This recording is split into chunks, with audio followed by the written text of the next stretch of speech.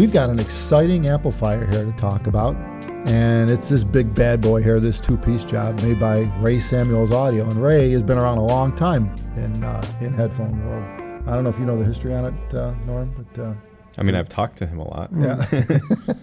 Ray is a lot of fun. Yeah, I know that. Well, he was one of the early companies that made headphone amplification. And I mean, he had a lot of models out there, a lot of models.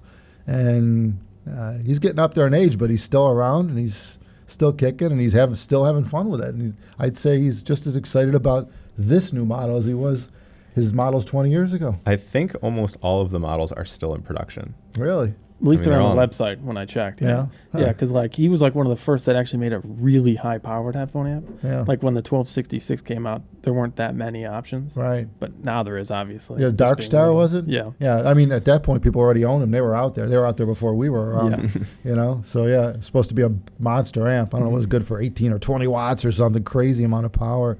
Well, this thing doesn't float too far from that chip. Yeah, I mean, right. when you think about it, it's a 9-watt amp into a 50 ohm load, so it's a big amp, and being a two-piece design. Well, anyway, let's talk about it. We had it here for a few weeks. We used it at Can Jam in New York City, so some people got a chance to listen to it. Yeah, it was very well received. It's the Emeline B-21 Raider, and it's in the product line there. He names them for airplanes, of course, because he's an aerospace engineer as well. Well, that helps. So the B-21 Raider to be coming soon to America, from what I understand. And yeah, it's 9 watts into our headphone, into the 1266. Ray reports that this amp is designed specifically for the 1266. So if you get it in its stock configuration and you have a 1266, you're ready to go. Shouldn't have to do anything else. But he can customize it in some way for other headphones as well. Yeah, I guess what Ray can do with this is he's got some sort of modules in there that he can somewhat tailor the sound to your liking. So if you say, well, I'm using this headphone and I like this or that, he'll tailor it for you. And I guess it's future upgradable type thing where if you sell the amp or someone else has the amp and they have a different taste in this, he can change it. Yeah, well, I mean, it also does E-stat out. So maybe right now all you have is a 1266, but one day you get an E-stat and you want to lean heavier into the bass or something. Right. Should be able to do that relatively easily. So. Although we'll get into the subjective side of it, but it's pretty bassy on an E-stat. yeah, we had, what was that, the 9000? The X9000 and the L700 MK2. Yeah, so we'll get into that in a minute. But yeah, spec-wise, I think I said it was 9 watts into 50, so it's potent. It'll, as far as I know, it'll drive just about any headphone. Pretty much. You know? Yep. I mean, I can't think of any. The voltage on it was 60 peak to peak, which should be plenty enough for even the voltage-hungry types of headphones out there. Ours aren't. Ours are more current-driven, but... Right. But yeah, very beefy. Yeah, it's got plenty of gain, so that shouldn't be an issue. It's got a high-low setting on the gain. It's certainly not made for high-sensitivity headphones or IEMs. No. You're not going to go with this. No, but it ran our Joels and our DZs as well and everything, so it's not like, ours isn't the hardest to drive outside the 1266. So, and it's a well-feature-packed unit. Inputs on the front, or inputs on the back, you've got 3 sets of XLR inputs for balanced input and 2 sets of RCA. So which 5 inputs. Has its at a show isn't that great because people are changing them, and I'm like, I have no audio. Wrong it's knob. like, oh yeah, no, okay. Yeah.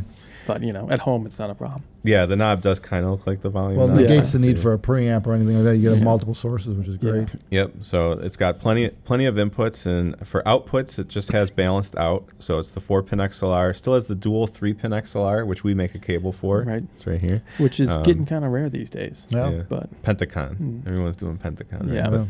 Yeah. But so we had ours hooked up that way just because it's more fun. Yeah. Doesn't do anything else. And then you can do 2 E-stats, and you can connect all of it at the same time if you want. Doesn't seem to affect the sound at all. We did try it. But yeah, there's a lot of people at the show that were very interested at the E-stat portion because like there's not many really high end options for E-stats. So True. Yeah, the Hi-Fi-Man brought over their Shangri-La Junior. Yeah. And the Hi-Fi-Man guy was like, "Wow, these sound amazing." Yeah. It's actually, I mean, we're not, we're obviously we're a little biased toward planers, but since that's what we make. But we don't listen to E-stats too often. But we had the 9000 in house here, which Ray sent us just to listen to it, and surprisingly, this amp with it had a decent amount of bass. Yep. I mean, really good amount of bass, which you don't normally hear out of that headphone at that level. So, That's the cool thing about this. I mean, the dual functionality is neat. If you're running stacks-based products and headphone, at the higher end of things, it's an all-in-one. It's great. It's really good at that. If you're into the hobby, sometimes getting into E-Stat seems like it's a daunting task. Right. You're like, oh, I need another set of this. I need of that. Mm-hmm. What does voltage mean even? And it's like this. You just plug in and it just goes. So it has the 2 jacks on the front, right, for that. Right. So bottom line is that you don't have to use them. If you don't have an electrostatic headphone, no big deal. But they're there. And if you ever get the bug to play, Yeah, you already have it. yeah, you're G2G. And then the last thing is this power supply, which is the second separate unit, and it has 6 regulated power supplies in it, Cool. juicing up this amp. So it's Well, being balanced is probably doing like maybe 2 for the left-right amps and then amp sections and probably, 1 for each side of the balanced left-right too. So you got 2 channels left, 2 channels right, 2 channels amplification. Plus probably So- a separate one for the electrostatic portion. right. I didn't even think about that. Oh, yeah, right. Oh, that's the high voltage supply. Mhm. Yeah, left-right. Oh, so. Yep. And before we get into our sound impressions, just talking about our listening environment, our test setup, if you will, we had it connected to the Ferrum Wandla with the Hypsos external power supply, and we were using Apple Music and an iPad to do it. When you guys were using it, you were using the anodizing filter with 25 volts, which should lean into the clarity a little bit. And when I was listening, I had tuned it to the Gaussian filter with 23 volts because that's wanted a little warmer for What's this the amp. 25, 23 volt spec you're talking about? You can change the voltage On the on the power supply, Hypsos for the Oh, DAC. yeah, I see. The And it actual kinda- supply voltage for the DAC. Yeah, it leans into the filter sound a little bit harder. okay, So got my it. impressions will be a little bit warmer. So basically, than you guys'. we're tailoring the DAC a little bit. Yeah. Honestly, this DAC is on the slightly warmer side to begin with, if you ask me. It's clear. It's got great sound for the price point. But 'cause I also brought in a Lena, too, the DCS Lena on this, and it reacts quite a lot Yeah, to they its source. sound completely different. Yeah, so the amp is really straight through clear, more so than a lot of amps, even above this price point. It takes on the source sound more than most. So I would call it a bit more source dependent. Yeah. It doesn't mean there's anything wrong with the amp. It's just the fact that you change the source, you completely change the sound. Yeah. And every part of it gets better and better as you make changes. We went through the cabling, the DACs, the source, everything. It it just continues scaling every part that Right. you invest in. So. Yeah, it's a very clear path for audio. It's really cool. Yeah. We could go back to the show, like in some of the other amps, like the AIC 10. Yep. Yeah, that amp has a bit of a sound of its own, right? I mean, a little bit. I mean, it imposes we its actually signature. used it with this.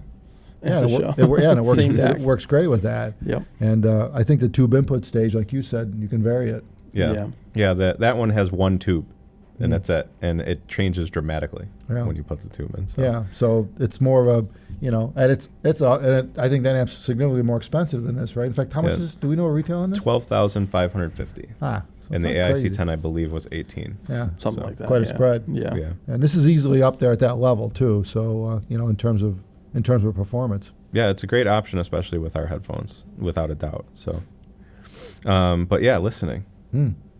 How did it sound?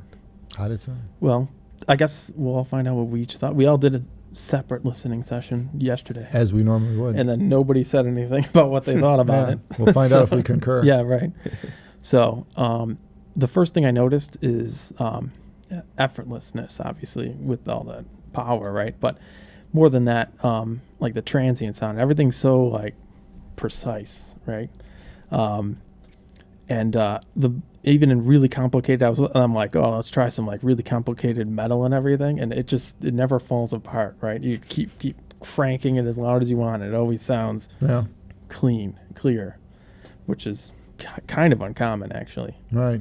Yeah, usually with a lot of amps, a majority of amps, even at the upper end, you hit some sort of wall. Yeah, especially you can like hear the wall. tube amps and they kind of fall apart. Yeah, yeah. Yeah, I was listening to Code Cool by Patricia Barber, and that one's got a lot of treble detail, and sometimes something can lean a little too harsh because of it. Yeah. But even though all of that detail was there, nothing was lost. It Yep. wasn't That was the same You thing know. I was thinking. Same thing. Like I'm like, this track can be harsh, and I was getting ready for it to be harsh, and I was like, oh, Yeah. it was Same with detailed, me. but yeah, it never Nothing had an went- edge. Yeah, nothing went over the top. And it's not to say the amp's soft. And I think a No, part of that, that's the thing. It's not. a part of that's this DAC, because this DAC kind of Yeah, has maybe. that tendency too. Yeah. But even when remembering back when using the DCS Lena on it, it's the same deal. The amp never, it doesn't extend itself past the source. It just Right. doesn't introduce that sibilant or any brightness at all where some amps can. Part of it I think too is the fact that it's a fuller sounding amp to begin with. It's got good bottom end to it. Yeah. It doesn't give up ever on that. In fact, the bass impact, you talk about dynamics and stuff, the bass impact on this thing is phenomenal. It sounds all solid state in the bottom end. Yeah. Doesn't sound like a tube amp, which it isn't, Well, but yeah. it definitely plays the part of solid state in the bottom end. It's got a lot of heft, and it's really a signature of this thing. Even on an electrostatic headphone, it's the same Yeah. deal. I have a track, Little Person by Michael Wolney, and it's got a lot of acoustic instruments in the recording, and one of them is a bass drum.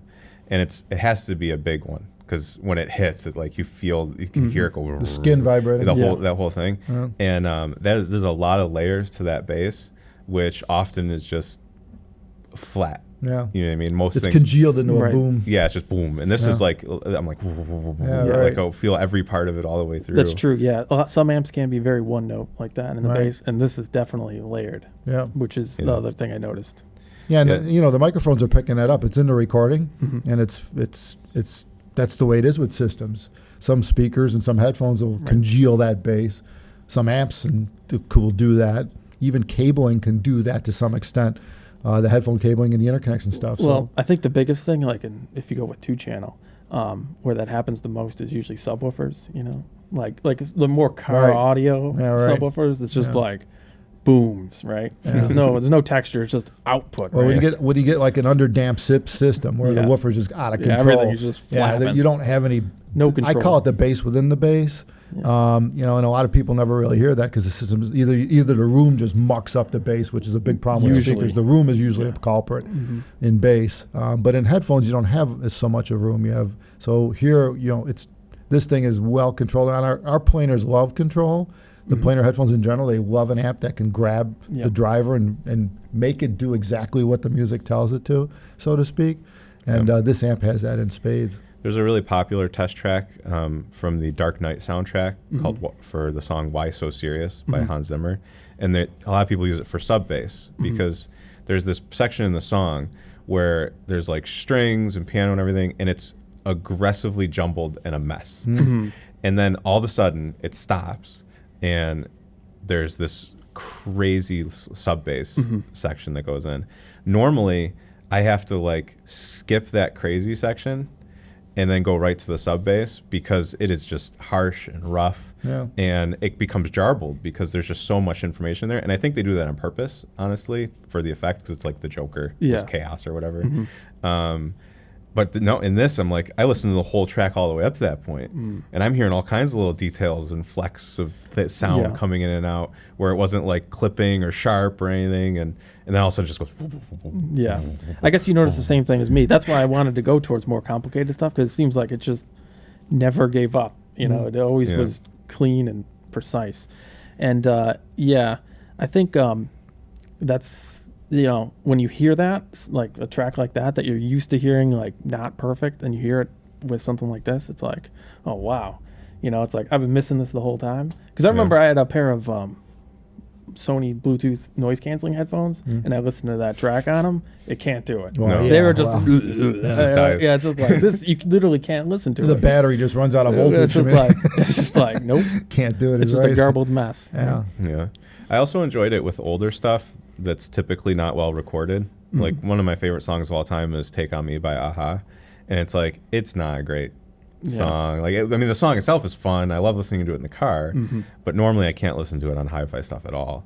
And what I find in some really good stuff like this, the WA-24 is another one where it's like the bad parts of the recording are minimized severely because they're only there for a second. It's just most stuff, it's like ting, and it's, Yeah. it just stays there in your head. Where this stuff, it's just, I don't know, it just rolls right through older bad recordings. And I mean, there's a lot of classic rock that a lot of people like listening to, and he clearly tunes using that. Yeah. Because it does it well. Oh yeah. Like despite it being a complicated mess with bad recordings. That's the thing, yeah. Because I tried good? I did the classic AC/DC test with this because I'm Thunderstruck. yeah, and it passed. Yeah. Most I things played it don't. too. Most things don't. Yeah. Because it could get like Right. You know, Right. but it didn't especially the happen. cymbals. Yeah. Get rough. Yeah, and like Crashy. Thunderstruck, I mean, in a really good system where if it's not over the top right or anything like that, you can just keep turning it up. Yeah. You know, I mean, really, it's a really enjoyable track when you hear it done well. The only time I really enjoyed that track was with the WA33 on the 1260, the Woo Audio, the big amp. Yeah, I remember Tubes, it big was just when it tubes. came out. It was in Denver. Yeah. And Jack was in the room with us. Yeah. And that was the first we were cranking a WA33 with. Yeah, we helped you had a Thunderstruck. few drinks, but still, it was wow. It was like, yeah, I think I found the track. I'm like, whoa! I'm like, here, listen to this. I put it on 1260 on Jason's head. I'm like, whoa! Listen to this. I put it on someone else's head. Everyone's like, whoa! So you know, and this amp, it doesn't quite reach that level of massive tube amp. Yeah, it doesn't sound like a tube you know, amp. but it's got its solid state chops deep into it. And it's really good at it. It bites into any bass that's there while that's happening. It's really good at the bottom end. Yeah. Really good. So who's this for? Like, who's buying this? Yeah. You know, I'd say if you already got a $15,000-$20,000 amp, you probably don't need another one. You'd be surprised. Yeah. Yeah. Well, that's true. Well, you know, I've always said there's nothing like having a few amps to mix. You know, people like having multiple headphones. Me personally, I like having more than one amp. Well, I've got tube. I got solid state. Yeah. I wouldn't mind adding this to my collection. Come to think of it, I really wouldn't. It's a very good sounding amp. But especially if you want to do the opposite and have one amp that does everything, True. and you have electrostatic headphones, one amp. Well, that could make this amp kind of unique because I don't think we've ever run into an amp that can do that, where it covers like- both ends of the spectrum. Yeah, the high end Well, players. the and- Z10E we had at New York City. Sure. I didn't try a 1266 on that though. Did you try it? It's not. No. Dyna TC was great. Right. It was like one of the best Dyna TC's experiences ever. So But it did have that we going try the for it. Z10E on electrostats? I don't remember. I don't I've remember tried a doing few it. times. People brought stuff in. Yeah? Yeah. I tried an X9000 and old stats. Does it do what things. this does with them? No, that's tube heavy.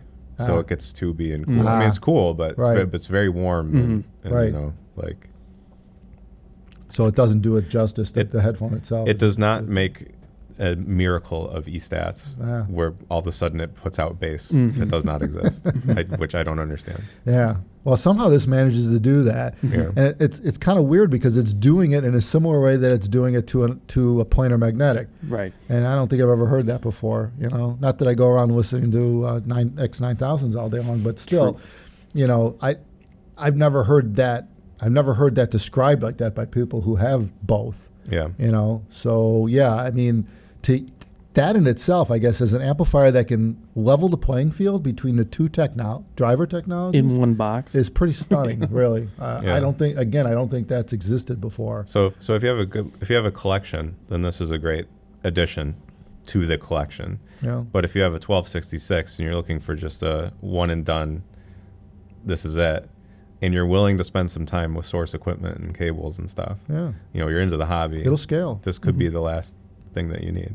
Yeah. So Well, there are some guys that are getting into it. Some guys that have 2-channel systems, and they got money, and they want to dabble. They never played with headphones. It's kind of a perfect system as long as you got room on the rack to put it, because you can play with all types of headphones with this and see what your flavor is. You know, when it's all said and done. well, So- especially the 2-channel crew, because you can talk to Ray. Oh, You right. know, so you've got a guy who's going to understand everything. True. He's been in the industry forever. He's going to custom to it. He'll probably know your speakers Yeah. and Yeah, that make helps. sure it sounds the way you're expecting. So The backstory on that is, I think it was early last year. I've never spoken to Ray. I'm aware of him as a company. You know, we come from 2-channel back in the day. I've never spoken to him. Never run into him at shows. I didn't know him.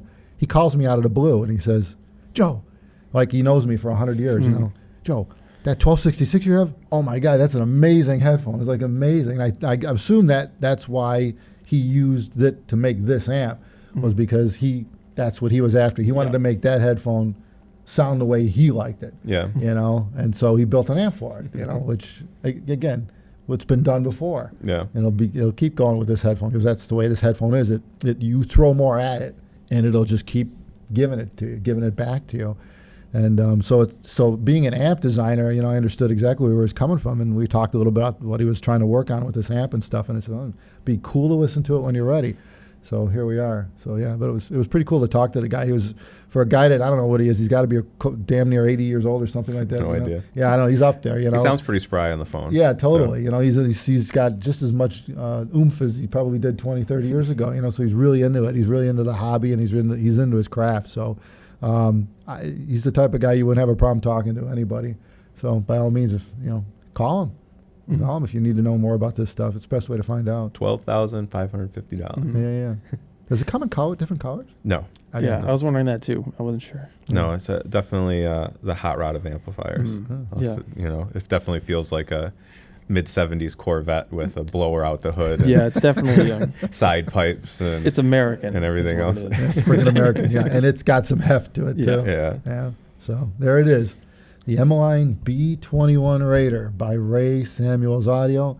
Thanks, Ray, for sending this bad boy to us. It's been a lot of fun. We're going to try to keep it as long as we can. So let us know when you have to have it back. Absolutely not before. Take care, everyone. Thanks for watching.